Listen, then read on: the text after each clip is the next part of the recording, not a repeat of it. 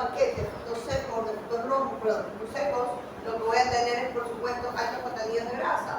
Pero hay que enseñarle a la población que esa grasa, ese tipo de grasa que está ahí contenida, no es una grasa que tenga un impacto negativo en la salud, sino más bien todo lo contrario. Entonces, regresando al tema original de lo que hablaba para poder continuar con el imagen y no darnos a la clase del día de hoy, ¿okay? Es que por favor nunca lean o nunca se guíen por el semáforo nutricional, que realmente el semáforo nutricional, para mi forma de ver, es una estafa al consumidor, es una confusión del paciente y va a dar entonces a tomar o consumir alimentos que realmente son poco nutritivos, ¿okay? Y que no aportan nada desde el punto de vista nutricional. Ya les digo, ponen una cola y la cola es el alimento idóneo en relación a un paquete de frutos secos. El problema de frutos secos es que tienen que ver la cantidad de sal. ¿Ok? Ahora, regresamos al imán de su compañero, dicen que es un producto hidratante y de nutrición. ¿Ok? Sabemos que no es un suplemento proteico porque no tiene proteínas. Tiene grasa. El problema es que no me dice qué tipo de grasa me aporta. ¿Ok?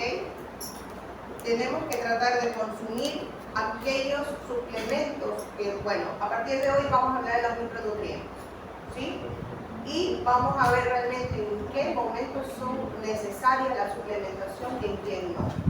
En el deportista de alto rendimiento o formativo me refiero a niños, pero que ya tienen cierto régimen de entrenamiento y de competencia, sí está, al menos en el de alto entrenamiento, sí está justificado. En el niño habría que analizar si realmente se necesita o no. En el resto de la población no la necesita. ¿Ok? Así que por ahí te estoy dando una sugerencia. ¿Ya? Ahora, repito, el problema de la grasa es que no me dice el tipo de grasa, pero contiene. Tiene 3.7 gramos. ¿Ya? Habría que ver qué tipo de grasa es. A veces no lo dicen en la parte superior, e incluso a veces en la parte superior les dicen cuánto de grasa saturada tiene, cuánto de grasa monoinsaturada tiene y cuánta grasa de poliinsaturada tiene. Y luego en la parte de abajo donde dicen ingredientes les especifican los tipos de ácidos grasos. En este caso no me dice nada más que 3.7 gramos. ¿Ya? Entonces, el componente nutricional realmente es un suplemento rico en grasas y azúcares. ¿Por cuánto tiene el azúcar? 81 gramos. Aquí sí, si ustedes se dan cuenta, no me dicen el tipo, no me lo dice arriba, pero abajo les dice que tiene dextrosa, sacarosa, maltodextrina, isomaltulosa,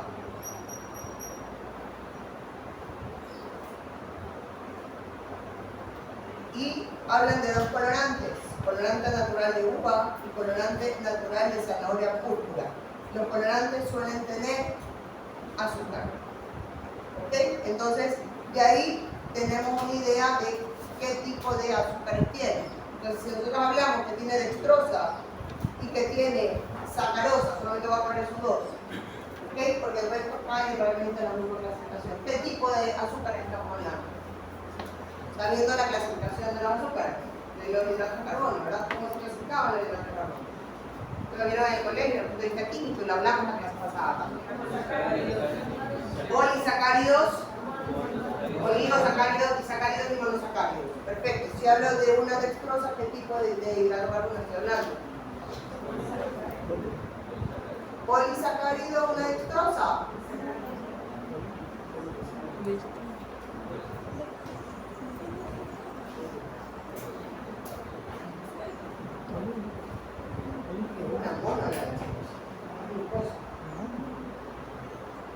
¿Ok? Por ahí al de la duda podemos revisar. La dextrosa como monosacárido. Y luego sí, la sacarosa, ¿qué es? Es un disacárido. ¿Ok? ¿Por qué menciono esto? Porque al ser un suplemento y lo ponen a un deportista, ¿qué necesita el deportista?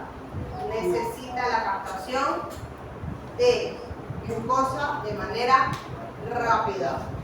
¿Se acuerdan todo el mecanismo de degradación que hablamos de los hidratos de carbono en la clase pasada? Un deportista no necesita eso. ¿Qué necesita? Necesita que a nivel intestinal se absorbe lo más rápido posible. Por eso tengo que tener las formas moleculares más pequeñas para una rápida absorción. ¿Ya? Entonces, tenemos que los azúcares totales son el 81% y básicamente está en forma de disacárido y monosacárido. ¿Ok? Y luego tenemos otro componente, hasta ahí sigue nuestro componente nutricional que habla. ¿Ok? Dice nutrición avanzada. Bueno. Luego tenemos electrolitos, porque si hablo de hidratación es porque tengo que contener electrolitos. ¿Ok? ¿Qué electrolitos tiene? Nada más. Perfecto, sodio, potasio y magnesio. A ver, tú tenías una botella de agua, no me acuerdo qué marca. No, sí, a mí me la tiene. ¿No tiene? ¿Ah? Titanio, ok.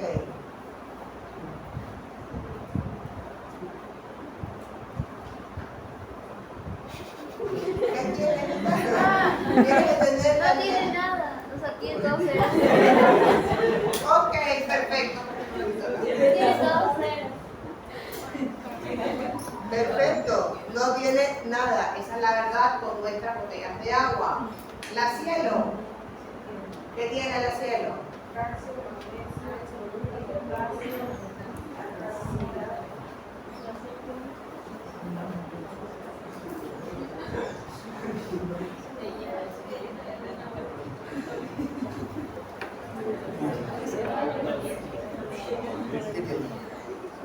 Ok, tiene algo de minerales, okay. Solo tiene calcio, tiene magnesio, tiene potasio y tiene sodio, forma de cloruro. Okay. No tiene sodio. Perfecto. Por acá, ¿quién más me decía de las pléndoras al final? ¿Quién más? Por acá tiene una Sani, creo que se me puede hacer.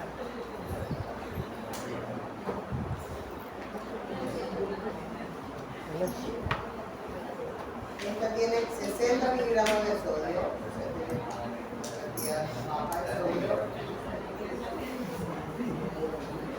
Ok, la Sani tiene sodio.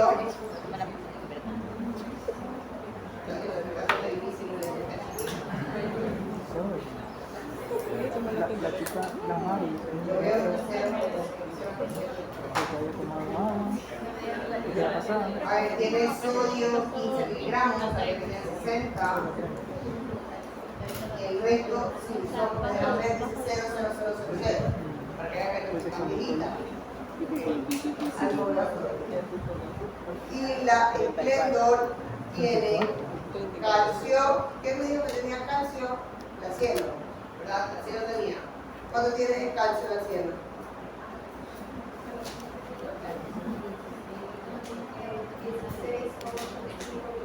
Ok. Potasio, ¿cuánto tienes? Miligramos. Miligramos. Ya, ok. Esta tiene calcio, tiene menos calcio, tiene potasio, también tiene menos. Tiene magnesio menos de 1 miligramo, no me acuerdo cuál es esta tenía magnesio, ninguna creo, ¿verdad? 5, ok. Esa sigue siendo un poco más mineralizada que la Splendor. Lo único que tiene esta oro y plata, en cantidades muy bajas porque son metales. ¿Ok? Puedo tener cantidades más grandes. En conclusión, ¿ok? No es tanto una bebida hidratante. ¿Ok? Tiene más. ¿Cuánto tenía? Que no me acuerdo. ¿Cuánto tenía esto? Tenía 1378 miligramos y potasio 1244 y el magnesio 481. Es un suplemento con una alta cantidad de sodio y magnesio, de potasio y de sodio, porque son los electrolitos que más se suelen perder, pero recuerden que no son los únicos electrolitos que se deben tomar al momento de una hidratación. ¿Cuándo debo tomar una bebida hidratante de acuerdo a las pautas de hidratación del Colegio Americano de Medicina del Deporte? Ok, esa como bebida antes de hidratar. Perfecto. Ok, ¿cómo deben ser las pautas de hidratación entonces antes de?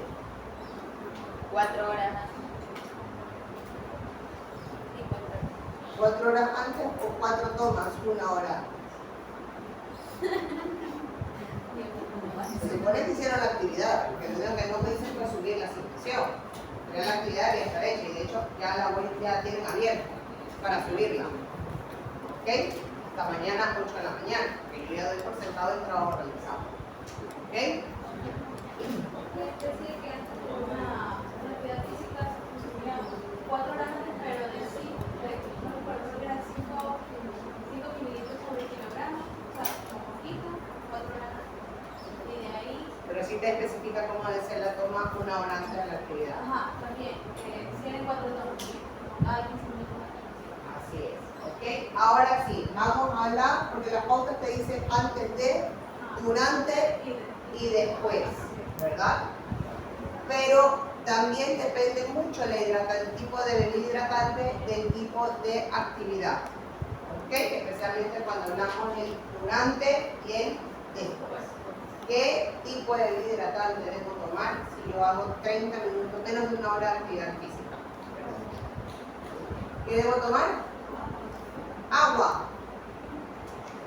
Nada más que agua. Por lo tanto, esas personas que van al gimnasio sacando sus polvos mágicos para hidratarse con 1 hora de gimnasio, no tienen ningún sentido. ¿Cuándo puede tener sentido el consumir proteínas? Y por ahí va tu duda, Kevin. Si haces ejercicio de fuerza. Y ese compuesto no tiene proteína. ¿Ok? La creatina es proteína.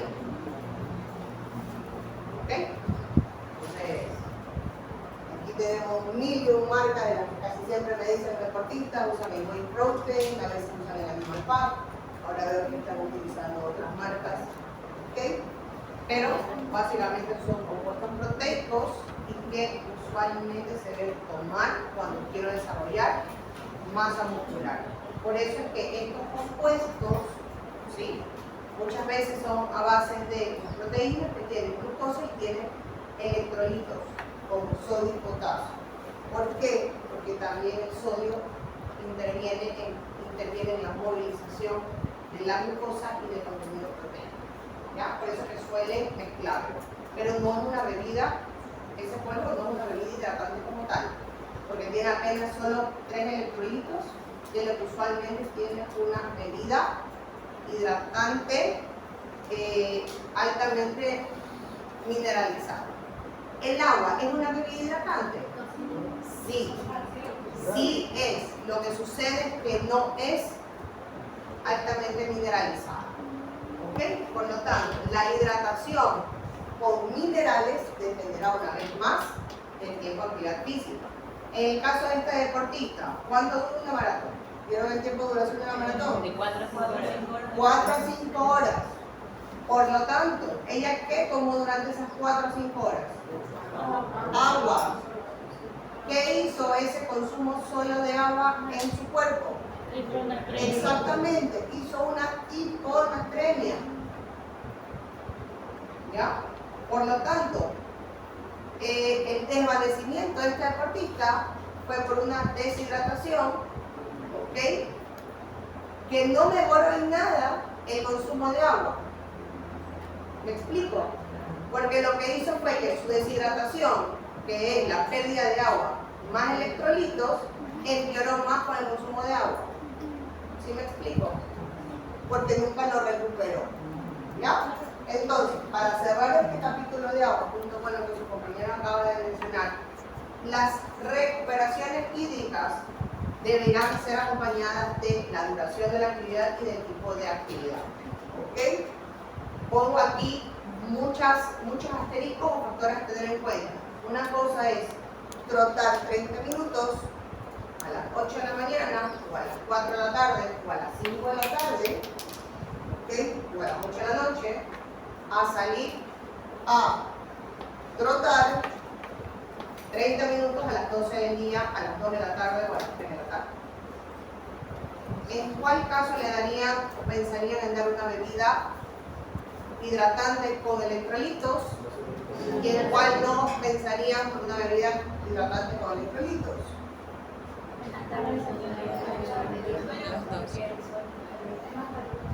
En aquel que, a pesar de tener 30 minutos, estoy en un factor ambiental con una temperatura ambiental alta. Perfecto. ¿Sí me explico? Entonces, las pautas me sirven de guía, sí, pero también tengo que tener esos otros factores ambientales añadidos. Por favor, de entrada, si tienen primos, sobrinitos, quítenles el Gatorade, Powerade, porque no les sirve para ellos, fomenta la obesidad. Cuando me ha tocado a mí, por supuesto, en ciertas veces ceder, darle, cuando tengo un proceso gastrointestinal, que por más que le quiero meter el Hidra Plus, por más que le quiero meter el Pedialite y todas esas bebidas hidratantes, el niño rechaza. Entonces, entre darle algo que yo sé que puedo darle otra mejor opción a no darle nada, pues tengo que darle ese algo. ¿Ya? Sí me explico, ¿verdad? Pero nunca le den a un niño, es innecesario. Los adultos tampoco debemos consumirlo, a menos que exista una verdadera justificación. Por lo tanto, en el aula no los quiero ver. ¿Ok? Aunque esté chorreando aquí, no lo quiero ver. ¿Sí? Y pues, creo que quedó claro. Y hay dos vitaminas que son las que vamos a ver el día de mañana, perdón, la próxima semana, o el día si acaso una. ¿Ok? ¿Qué vitaminas tiene? Vitamina K, esto tiene vitamina K. B1 y B12, ¿ok? Que son dos vitaminas del famoso complejo B, ¿ya? Ya van a ver por qué le meten la B1, ¿sí? Aunque realmente hay ahí más un factor psicológico, perdón, que realmente de algo. ¿Ok? Entonces, con esta introducción,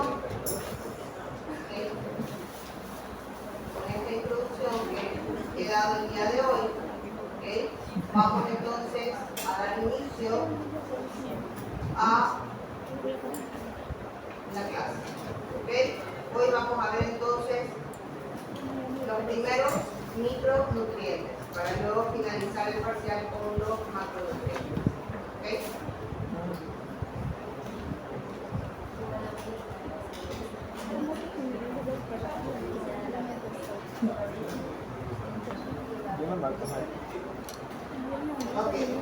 Nosotros habíamos hablado en clases pasadas, ¿verdad?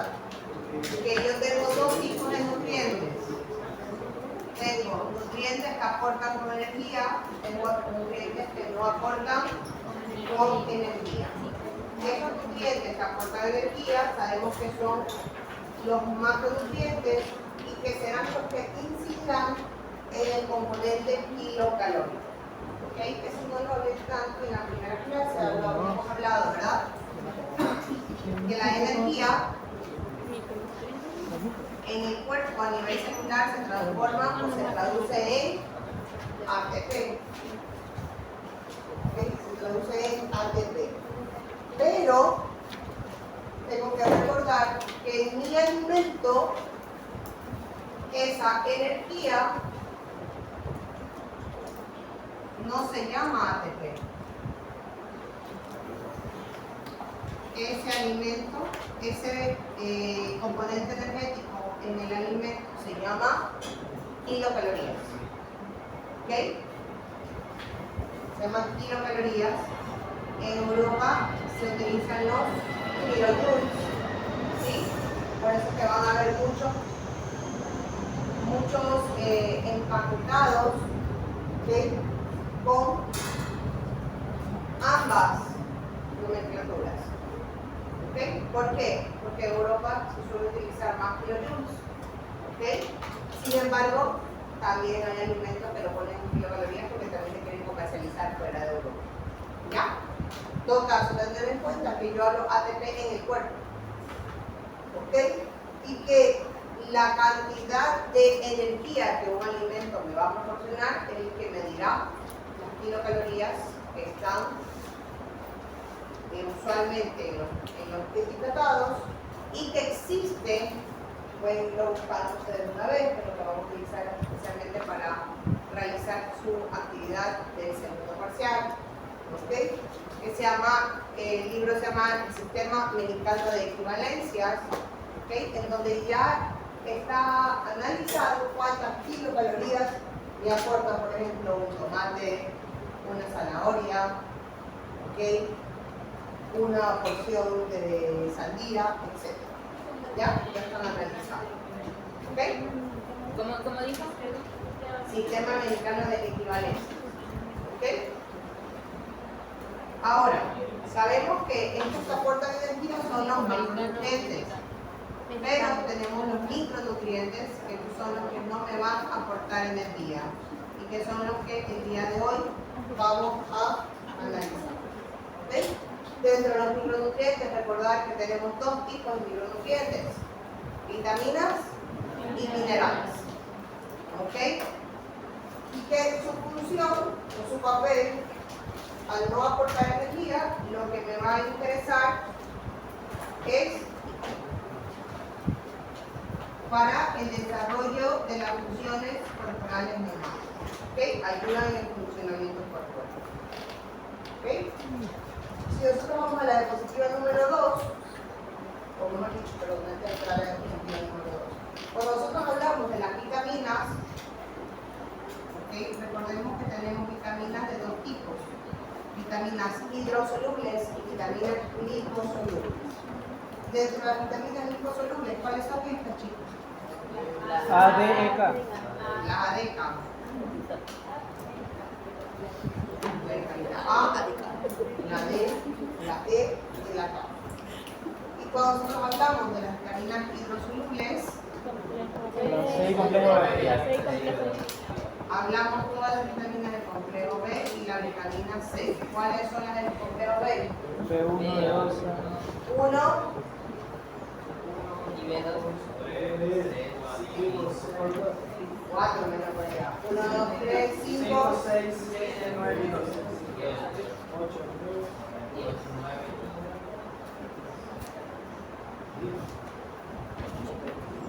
acá hay la vitamina 10. ¿Cuál es la vitamina 10 que por ahí te decía?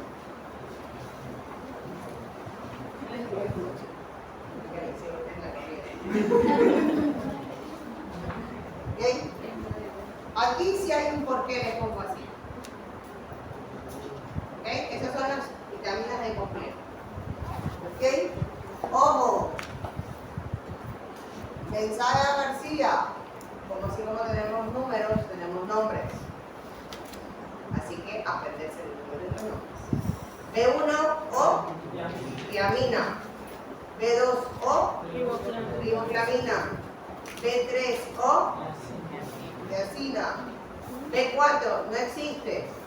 B5 o ácido pantoténico. B6 o dioxina. B7 la famosa biotina, que hoy ha tomado mucho renombre. B8 y B9 realmente es la misma vitamina, que dependiendo de los diferentes autores, unos usan B8, otros usan B9, sin embargo, como lo que les voy a decir, nosotros vamos a quedar más con B9, que es la que más se suele conocer.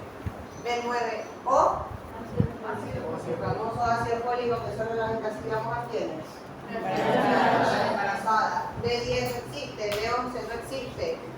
B12 cobalamina o cianocobalamina, también puede ser, ¿ok? Sea cual sea el tipo de vitamina que estemos hablando, sea hidrosoluble o liposoluble, ¿ok? Vamos a ver las contenidas en esas 4 funciones, ¿ok? Que tienen ahí, que de hecho la segunda forma parte de la primera función, ¿ok? Tenemos que muchas de estas vitaminas, ¿okay?, tienen como papel ser estabilizadores de membrana. ¿Cuándo yo estabilizo una membrana? Bueno, esos fundamentos químicos. De hecho, nace esta palabra de estabilizadores de membrana desde que uno veía la famoso salto de electrones. ¿Se acuerdan? ¿Cuándo un átomo encontraba la estabilidad? Cuando tenías 8 electrones en tu última capa, ¿verdad? ¿Y qué pasa cuando no encuentras esa estabilidad de membrana? ¿Qué sucede? Lo que pasa es que lo vemos como que la química inorgánica es inorgánica y orgánica es orgánica. La verdad, se complementan ambas. Se unía a otro para tratar de la estabilidad. ¿Qué pasa si no se estabiliza? Perfecto, le dieron la formación de los famosos radicales libres. Todos sabemos qué pasa con los radicales libres. Hay muchísimos estudios ya hoy por hoy de la relación, ¿verdad?, entre la producción de radicales libres y el daño a nivel celular. ¿Ok? Por lo tanto, la función de algunas de estas vitaminas es el estabilizar la membrana. ¿Para qué? Para evitar la formación de radicales libres. ¿Cómo se llamaría entonces esta función? Perfecto. Es entonces la función antioxidante que tienen algunas de estas vitaminas. ¿Cuáles son aquellas vitaminas que tienen función antioxidante? Muy conocidas. La A, la E, La C. y la C. Perfecto. ¿Okay? Siendo la de mayor papel vitamina E. Vitamina E que tiene mayor papel antioxidante. ¿Ok? Ahora, que alguien lo mencionaba y es lo que tengo como segundo punto. Repito, ese segundo punto realmente forma parte del primero. Yo estabilizo membranas mediante la donación o la recepción de electrones. ¿Okay? De electrones. De esa forma, entonces estoy hablando del famoso sistema redox, que lo que hago es dar y recibir. ¿Para qué? Para reducir la formación de radicales libres y permitir la estabilización de la membrana. ¿Ya? A eso se refiere la función antioxidante, en donde entran estas vitaminas que los acabo de mencionar. ¿Okay? Ahora, dentro del papel hormonal, realmente no es que tienen un papel hormonal como tal, pero ayudan en la formación o en que ciertas hormonas puedan actuar. ¿Okay? Como es el caso de qué vitamina? La vitamina D. ¿Okay? La vitamina D. ¿Sí? Y finalmente, papel coenzimático. ¿Okay? Hay una que quizás es la más clara de todas estas vitaminas, que es el ácido pantoténico. ¿Okay? Que es el ácido pantoténico. ¿Ya? Quizás es la como más clara en su función, porque ayuda en la formación de coenzima A. Todos recuerdan para qué sería la coenzima A. Para dar inicio al ciclo de Krebs. ¿Okay? Recuerden que la coenzima A era arrastrada por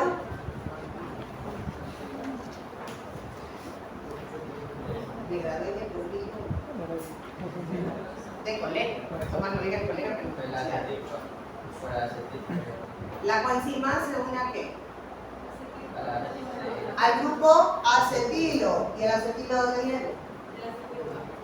No, se forma el acetilcoenzima. Ok, el acetilo. ¿De dónde viene el acetilo? Porque esto que sí es re contra re básico. Porque si no lo en el colegio, usualmente salía en el colegio, entonces ya las manchas que usan ahora, ¿okay? Debieron haberlo visto también en bioquímica. Va a ser en el preuniversitario. Ok, viene la glucólisis. Recuerden que la glucólisis es una cadena de 6 carbonos. Se fragmenta en 2 moléculas de 3. ¿Cuáles son esas 2 moléculas de 3? Piruvato. Perfecto, el piruvato o el ácido pirúvico. Entonces, cada piruvato va, si tenemos los medio idóneos, ¿cuál es el medio idóneo? Para entrar. ¿Dónde está el ciclo de Krebs? Precisamente en el medio, en otro lado, y ustedes todavía están acá. la mitocondria. Entonces, ¿qué necesitas? Sí, pero no tanto. ¿Qué es lo que más necesitas? Porque puedes tener el ATP, pero no necesitas el vehículo que te va a permitir que el piruvato entre. El piruvato se va a desdoblar en acetilo, perfecto. Pero para que esto también suceda y sea transportado y se una a la coenzima A, necesita algo. Si no tiene eso a nivel celular, se queda en el citoplasma y forma una sustancia que produce las tetanizaciones. ¿Qué necesita para entrar al ciclo reverso? Si sabemos que se da a nivel de la mitocondria. Ya hablamos del piruvato, el piruvato se va a descarboxilar se va a producir la descarboxilación del ácido pirúvico, se va a formar el acetilo se va a tener que unir a la coenzima A para poder entrar al ciclo reverso. Pero ¿qué necesita? Sí.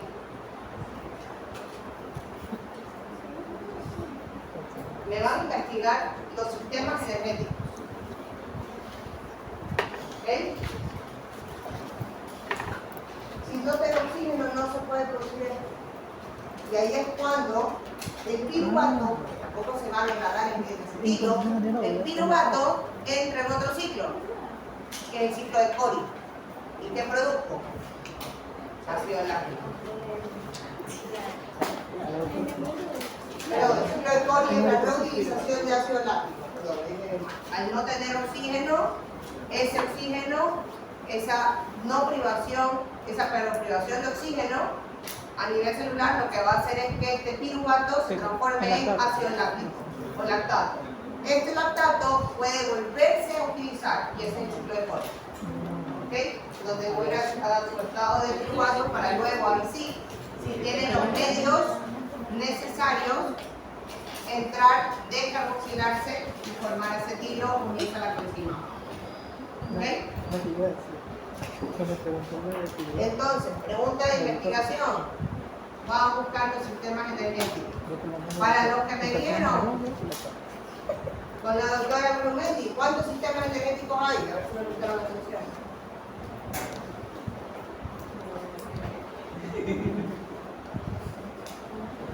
Por lo menos tengo que saber que existen dos.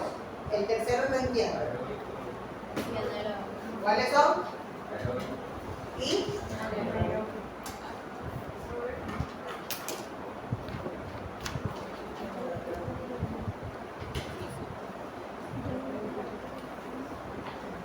ahora sí, voy a hacer entrar ahora sí, porque yo se lo hablé a los que están con la doctora Brumendi, porque me pidió la doctora Brumendi que les dé algo que se olvida por Dios. ¿Cuántos sistemas anaeróbicos?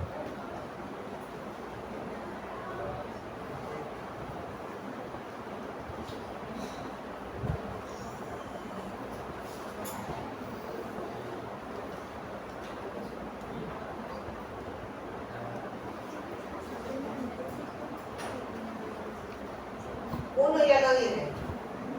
¿Cuál es el que dije? Tú me dijiste sí, que de algo te acordabas, pero estaba seguro. ¿Qué produce cuando no tienes oxígeno? Ah, lactato. Por lo tanto, será uno el sistema anaeróbico y el otro. ¿De qué color estaba el libro? Tú tienes la respuesta ahí enfrente.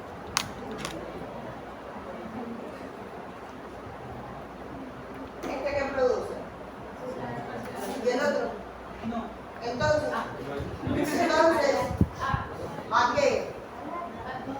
Ok, perfecto, a láctico. Esos son los tres sistemas energéticos. ¿Ok? ¿Cuál es el trabajo de investigación? No necesito escrito, porque a veces una imagen vale más que 1000 palabras, pero espero que se acuerden de los sistemas energéticos. ¿Sí? Porque mi cuerpo funciona de los tres tipos de sistemas energéticos. ¿Sí? A veces pensamos que es el deporte solamente, probablemente porque nos enfocamos en el entrenamiento de mis sustratos energéticos para que me sirvan en X determinado deporte. ¿Okay? Pero mi cuerpo tiene actividades diarias actividades físicas, que actividades físicas no solamente jugar fútbol, hacer básquet. ¿Okay? La actividad física es todas las actividades que hacemos una vez que nos levantamos de la cama, que salimos en estado de reposo. ¿Esto es una actividad física, sí o no? Sí, solo que una actividad física ligera. ¿Ya? Entonces van a investigar en los 3 sistemas energéticos cuáles son los ciclos en forma de imágenes con sus nombres que intervienen. ¿Okay? Aquí ya ustedes tendrán que analizar dependiendo de qué sustancia se tiene como resultado, a qué nivel celular se da el mismo. Por ejemplo, si estoy hablando del ciclo de Krebs, un sistema netamente aeróbico. ¿Escucharon? Ciclo de Krebs, y ponen ahí sistema aeróbico. ¿Ok? Y así sucesivamente con todos los sistemas energéticos que ustedes encuentren. Van a clasificarlos entre aeróbico, anaeróbico. Anaeróbico láctico y anaeróbico aláctico. ¿Ok?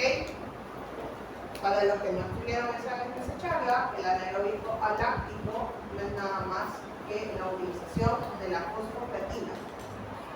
¿Se acuerdan que en el músculo hay creatina, hay fosfato, que la unión de la fosfocreatina hace esta molécula y que esta molécula cuando se separa por acción de una enzima, ¿cómo se llama la enzima? Fosfocreatinasa, permite entonces la separación de estas moléculas, la reutilización del fosfato y el glucofosfato para otra creatina, ¿ok? Esa creatina es la que finalmente se va a descomponer en forma de creatinina, el producto de composición de las proteínas, y como resultado de esa separación de estas moléculas se da el movimiento. ¿Ok? Préstame tu pluma. Gracias. Ahí lo tienes. Agarra tu pluma. Ahí lo tienes. Todos estos movimientos que yo ejerzo, un movimiento rápido de menos de 5 segundos de duración, utilizo mi sistema anaeróbico aláctico. ¿Ok?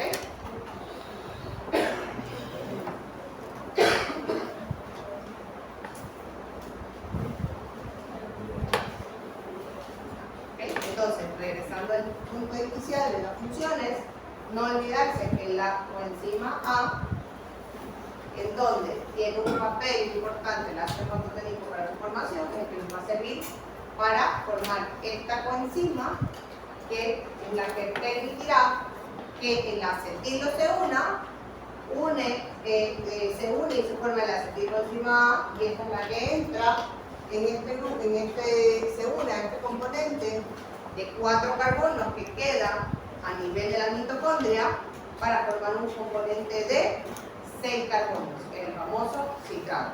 Se llama el ciclo de Krebs, el ciclo de ácido, el ciclo del ácido cítrico. ¿Ok?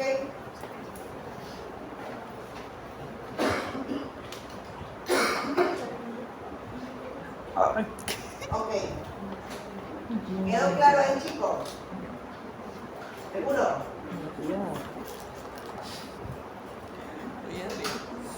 Con eso entonces, arranco con las vitaminas. Hoy solamente vamos a ver las vitaminas. ¿Ok?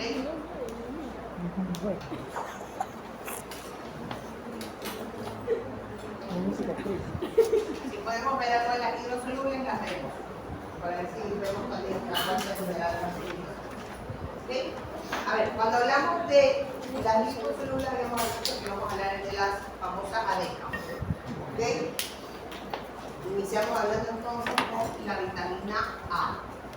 Oh, perdón, antes de dar inicio. ¿Okay?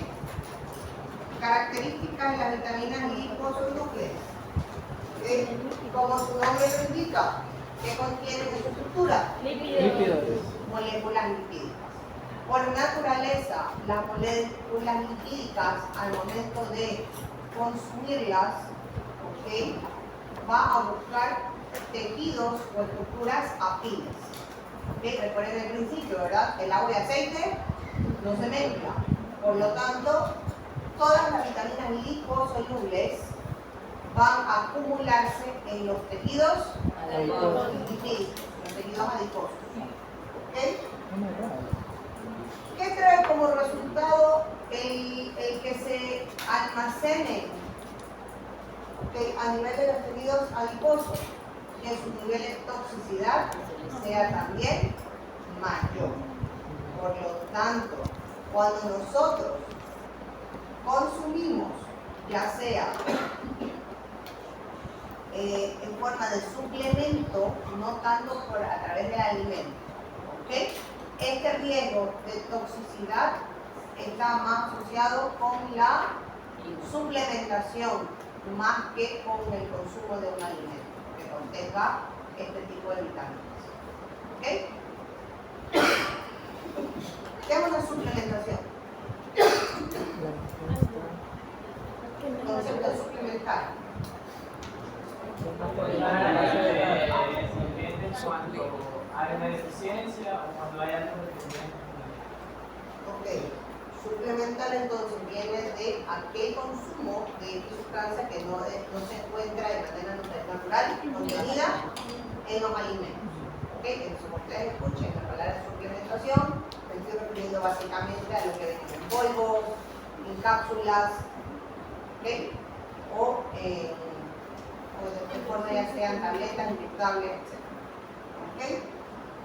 Entonces, son sustancias que contienen lípidos, ¿okay?, sustancias lipídicas van a acumularse en los tejidos adiposos y que tienen un riesgo de toxicidad alto. Este riesgo de toxicidad, tenerlo muy en cuenta cuando yo hablo sobre todo de una suplementación. Ya saben que eso es lo que es una suplementación. Como vía de excreción, puede ser a nivel renal, pero también puede ser por vía fecal. ¿Okay? Lo que no suele tanto pasar con las vitaminas de índole hidrosoluble. ¿Okay? Las liposolubles pueden por vía renal, pero también puede ser por vía fecal, su mecanismo de excreción. ¿Ya? Eso como una generalidad, y que tener en cuenta el nivel de toxicidad, el riesgo de toxicidad muy alto, va a incidir también en el tiempo de consumo que nosotros indiquemos en la suplementación de este tipo de vitaminas. ¿Ya? Vale el momento entonces para hacer la contratación con las vitaminas hidrosolubles, que hablaremos la próxima semana, o si no da tiempo el resto de las tiempo de día. ¿Okay?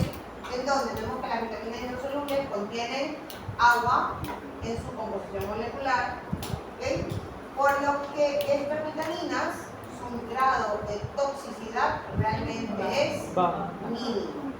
¿Okay? Es muy frecuente hablar de una toxicidad, más bien antes era muy frecuente hablar de una deficiencia de ellas. ¿Okay? Aunque por ya es hablar de una deficiencia de esas vitaminas. ¿Okay? Regresamos, por eso tiene un nivel de toxicidad muy baja, ya que estas vitaminas se excretan principalmente por vía renal. ¿Okay? Y eso es muy visible cuando ponemos el famoso suelito de colores que quieren los pacientes. Les ponen un suelo, una vía, ¿verdad? Y ese lactato de Ringer le ponen complejo B. Tal cual, el color está en el suelo, lo van a encontrar en la orina y a veces hasta huele al complejo B. ¿Okay? O sea, ahí vemos que el cuerpo lo que no necesita, cuando habla de estas vitaminas, las desecha más fácilmente, siendo su vía principal de expresión la vía renal, ¿okay?, a través de la orina. Ahí vemos que su suplementación realmente no es tan necesaria. ¿Okay?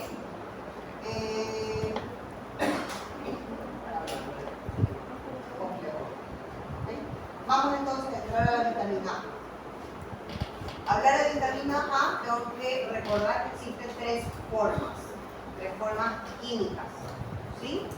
O tres vitámeros. Estos vitámeros son retinol, retinal y el ácido retinólico.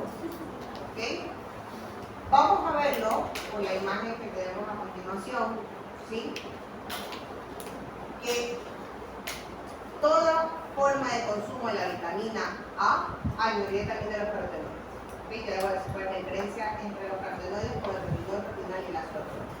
Toda forma de consumo de la vitamina A se va a transformar en retinol. ¿Por qué retinol? Porque el retinol es la forma activa de la vitamina, aquella forma que puede ser absorbida a nivel intestinal y que se va a